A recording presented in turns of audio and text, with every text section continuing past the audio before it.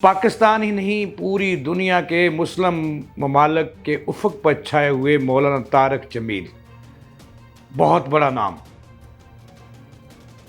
आखिरकार रायविंड के ख़िलाफ़ वो फट पड़े हैं और बगावत कर दिया उन्होंने। इसके पीछे कहानी क्या है कि मौलाना तारिक जमील की एक ऑडियो लीक हुई है जिसमें वो लताड़ रहे हैं रायविंड की इंतज़ामिया को और कम वक्त तक कह रहे हैं।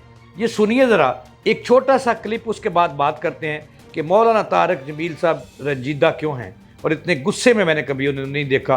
क्यों बरस रहे हैं वो रायविंड पर, क्यों रायविंड को ताला लगाने की बातें कर रहे हैं। ये ज़रा एक क्लिप सुनिएगा उनकी आवाज़ में, उसके बाद बात करते हैं। तुम भी इंशाल्लाह तैयार रहो, तुम्हारे बिस्तर भी गोल होने वाले हैं। अगर तुम्हारी यही बद अखलाकी और यही मुनाफकत रही तो तुम्हारे भी बिस्तर गोल होने वाले। मौलवी बटला साहब अमीर हैं, किसने उनको अमीर बनाया, किसके सामने ये फैसला हुआ? तो जी नाजरीन, मेरे प्यारे पाकिस्तानियों, आपने मौलाना तारिक जमील साहब का एक क्लिप मैंने आपको सुनाया है। उनकी एक ऑडियो लीक हुई है जिसमें सिर्फ वो किसी मौलाना बटला साहब की बात करते हैं और कम वक्त करते हैं, कम वक्त भी कहते हैं पूरे रायविंड को, पूरे रायविंड मरकज़ को और उनकी शूरा को, किसी को नहीं उन्होंने छोड़ा। और वो कहते हैं कि ये मौलवी या मौलाना बटला के क्या उनका क्या क्राइटेरिया है, उनके पास है क्या, उन्हें किस बुनियाद पर अमीर बना दिया गया शूरा का या रायविंड का। ये वो बहुत बड़ा एक जो है उन्होंने सवाल उठा दिया है। रायविंड की पूरी शूरा जो है और पूरी एडमिनिस्ट्रेशन जो है, रायविंड का नाम बड़े अदब से लिया जाता है और मैं भी अदब से लेता हूँ और इस पे बात भी नहीं करता। लेकिन जो मौलाना तारिक जमील साहब ने इतने रंजीदा हुए और इतना आग बगोला भी हुए, तो इसके पीछे कहानी क्या है, इसका मैंने सुराख लगाया है। नाज़रीन अस्सलाम वालेकुम, इय्याका नअबुदु व इय्याका नस्तईन, इहदिना सिरातल मुस्तकीम। मैं जावेद इकबाल और आप देख रहे हैं मेरा यूट्यूब चैनल लम्हा न्यूज़। नाज़रीन, आज मैंने 2 से 3 खबरें आपको देनी है। पहली खबर जो मैंने बताया कि मौलाना तारिक जमील साहब का एक बड़ा नाम है, अदब से लोग इसका नाम लेते हैं और बड़ा तमाद करते हैं, और उनके बारे में आपको बताना है कि वो रंजीदा क्यों हुए, रायविंड को ताले लगाने की बात क्यों की, रायविंड मरकज़ के ख़िलाफ़ उन्होंने बगावत यानी कि बगावत का अलम क्यों बुलंद किया। इसके पीछे जो कहानी है वो मैंने आपको बतानी है, मेरे साथ रहिएगा। दूसरी बड़ी अहम खबर ये है कि मजहबी जमातों के ऊपर ईद के मौका पर कुर्बानी की खालें अठाने, लेने, जमा करने पर पाबंदी आयद कर दी है। किन कर पाबंदी की जद में कौन कौन आया, इस पर भी बात करनी है। दूसरी बड़ी अहम खबर यह है कि लाहौर में दफ़ा 144 नाफिज कर दी गई है, ये भी आपको बताना है। तीसरी बड़ी अहम खबर यह है कि मेयो अस्पताल एशिया का सबसे बड़ा अस्पताल है, 250 के करीब बेड है। वहाँ उन्होंने वहाँ के जो मर्द कलंदर और इंतहाई कॉम्पिटेंट एडमिनिस्ट्रेटर हैं, बड़े सालों बाद मेयो अस्पताल को मैसर आए, जिनका माजी बेदाग है, जो अपना मुस्तकबिल महफूज करने के लिए और बेदाग रखने के लिए दिन रात कोशिश हैं। और मरियम नवाज़ जिन्होंने उनको चीफ़ एग्जेक्टिव लगाया था, उनके अतमाद पर पूरा उतरने की कोशिश कर रहे हैं और उनका नाम है प्रोफेसर अहमद हारून। बड़ा नाम है, लाहौर के मुल्क के सबसे बड़े अस्पताल के चीफ़ एग्जेक्टिव और पीड्स के बेताज बादशाह, पीड्स के मेडिसिन के बेताज बादशाह और बहुत बड़े प्रोफेसर। उन्होंने मेयो अस्पताल को एक बड़ा चूना लगने से बचा लिया है। और ये भी मैंने आपको बताना है कि वो चूना कौन लगाने जा रहा था और किस तरह लग रहा था, ये मैंने आपको बताना है। लेकिन सबसे बड़ी खबर जो है वो यही है कि मौलाना तारिक जमील साहब रंजीदा क्यों हैं और रायविंड के ख़िलाफ़ उन्होंने बगावत क्यों की, ये मैं आपको बाद में बताऊंगा। लेकिन ये छोटी छोटी खबरें हैं, 2-3 इस पर डिस्कस करते हैं। पहली खबर ये है कि मेयो अस्पताल जिसका मैंने जिक्र किया, वहाँ मरियम नवाज़ साहबा चीफ मिनिस्टर पंजाब ने छापा मारा और छापे के नतीजे में आला इंतज़ामिया को फारग किया और उसके बाद नई एडमिनिस्ट्रेशन लाई। MS के लिए डॉक्टर शामुल हक को लाया गया जिन्होंने अपनी टीम तश्कील दी। उसके बाद चीफ़ एग्जेक्टिव के लिए प्रोफेसर अहमद हारून, जो पीड्स के प्रोफेसर हैं किंग एडवर्ड मेडिकल, उनको चीफ़ एग्जेक्टिव लगा दिया गया। उन्होंने बहुत अच्छे इकदाम किए हैं और लोगों को अब वहाँ पे दवाई मैसर होना शुरू हो गई है। सर्जिकल डिस्पोजेबल के आलात मैसर होना शुरू हो गए, फ्री ऑपरेशन होना शुरू हो गए, सीनियर डॉक्टर अवेलेबल हैं, सफाई का निज़ाम बेहतर कर रहे हैं, सिक्योरिटी का निज़ाम, यही होता है अस्पतालों में और क्या होता है। लेकिन इस वक्त उन्होंने बड़ा बड़ा कारनामा सर अंजाम दिया है।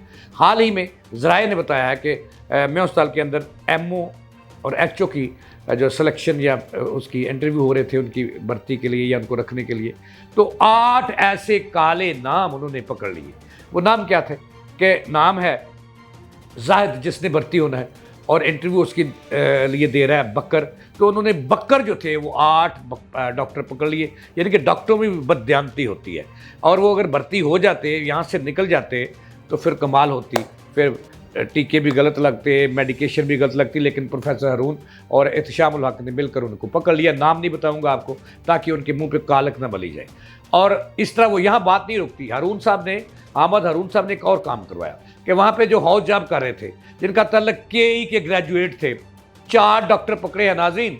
और वही यही कि हौज जाब कर रहा है, बकर ने हासिल की, और उनकी जगह जो सर्विस कर रहा है वो क्या खाक डॉक्टर बनेगा, जिसकी जगह जैद, मसला ये कि मिसाल दे रहा हूँ कि बकर जो है वो 4 है, तल्लक के यही से है, वो हौज जाब कर रहे हैं, बकर के नाम से हुई। और फिर जैद जो है वो उसकी जगह हौजाब कर रहा है। लानत है यार ऐसे सिस्टम पर। वो क्या खाक उन्होंने अहमद हारून साहब ने और एहतशाम उल हक ने उनको भी पकड़ कर तितर-बितर किया और टर्मिनेट कर दिया।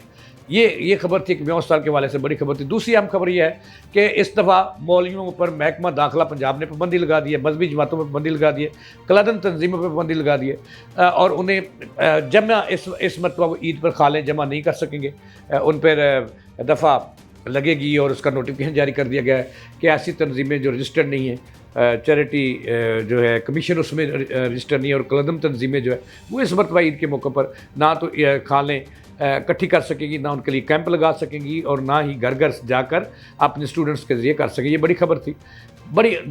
तीसरी एक अहम खबर है कि पंजाब के सेक्रेटरी दाखिला ने लाहौर में दफ़ा 144 नाफज कर दी है 7 चीज़ों पर। एक तो लाहौर में बकरे जो है इनकी खरीदो फरोख्त सिटी के अंदर नहीं हो सकेगी, चारा नहीं आ सकेगा, और ईद के मौके पर सीरी पाए भूनने की भट्ठियों पर पाबंदी होगी। जो उसकी खिलाफ वर्जी करेगा उसके खिलाफ लगेगी दफ़ा 144, हो जाएगा अंदर। ये तो होगी बात। अब आते हैं असल खबर की तरफ, और मुझे अपडेट करते रहिएगा। अच्छा, खबर यह है कि तारिक जमील साहब की, मौलाना तारिक जमील साहब की, बड़े मुतब्बर, उनकी एक ऑडियो मैंने भी सुनी है जो लीक हुई है और उनके अपनों ने की है कि वो बगावत करते हुए नज़र आते हैं। रायवंड पे उनमें बहुत सारे गिले हैं। और ये मैं बात ख़त्म कर रहा हूँ, आप घबराएं नहीं, मुझे बोलने दें। अच्छा, तो आपको बात बता रहा हूँ, तो मौलाना तारिक जमील साहब की एक वीडियो लीक हुई जिसमें कई दिनों से सोशल मीडिया पर वायरल है। वो कहते हुए दिखाते हैं, बदबख्त कहते हैं रायवंड की इंतज़ामिया को। उन्होंने कहा कि मुझे अपने रायवंड पे आने पे पाबंदी लगा दी है और आपके दरवाजे टूट जाएं। औरतों की तरह बददुआएं भी देते हुए नजर आते हैं, ऑडियो वीडियो में सुने जा सकते हैं। और इस तरह वो कहते हैं कि मौलाना बटाला साहब की बात करते हैं कि वो उसको किसने अमीर बनाया। यानी कि पूरी रायवंड की इंतज़ामिया जो मजहबी ये जो है इज्तिमा होता है रायवंड में, उसकी पूरी जो शोरा है उनको उन्होंने लताड़ के रख दिया है। उन्होंने कहा कि मैं 18 साल की उम्र में आया, 72 साल की उम्र का हो गया हूँ, मेरा तलक बहुत बड़े ख़ानदान से है, मैं अमीर आदमी हूँ, लेकिन मुझे रायवंड आने से क्यों रोका जा रहा है, मेरे बयान क्यों। अब मैंने आपको बताना है कि असल वजह क्या है। नाज़रीन, असल वजह यह है, ज़राए ने यह दावा किया है कि मौलाना साहब को एतराज़ था। अब शूरा फैसला करती है रायवंड की, जिसमें बटाला साहब भी हैं, नज़र साहब भी हैं, और कई शूरा जो है वो कई इरकान पर मुश्तमिल है जो जिनका माजी में दाग है। तो वो शूरा जो है वो फैसला करती है कि फ़लाँ शख्स ने कहाँ बयान देना है। अब मौलाना साहब ने रवायती तौर पर जो हज़ारा यूनिवर्सिटी थी वहाँ ख़िताब किया, वहाँ बयान दिया, और उसके बाद जो शूरा थी वो भूल गई। मौलाना साहब तारिक जमील साहब ने मंसूरा में बड़ा जो रायवंड के बाद वहाँ पे जो है मानसरा में बड़ा इज्तिमा हुआ जिसमें उसकी इजाज़त ना दी गई, उन्हें दूर रखा गया कि वो अपना बयान दे सकें। चूँकि मौलाना साहब शौकीन है, आपको पता है, बयानात के, बयान दागने के, बयान देने के। लेकिन रायवंड की शूरा और इंतज़ामिया जो है कुछ अरसे से, जब से वो सियासी जमातों के हुए थे, कभी एक के साथ, कभी दूसरे के साथ, कभी तीसरे के साथ, तो रायवंड की शूरा ने इसका नोटिस लिया हुआ था। ज़राए का ये दावा है कि मानसरा में उन्हें खिताब से दूर रखा गया जो इज्तिमा था, और इसके खिलाफ मौलाना साहब आग बगोला हो गए और फिर उन्होंने रायवंड मरकज़ पे चढ़ाई कर दी। पहली दफ़ा किसी मौलाना ने रायवंड मरकज़ पे चढ़ाई की है। टाइम ख़त्म हो गया। जवेद इकबाल को दें इजाज़त चलाने के बाद।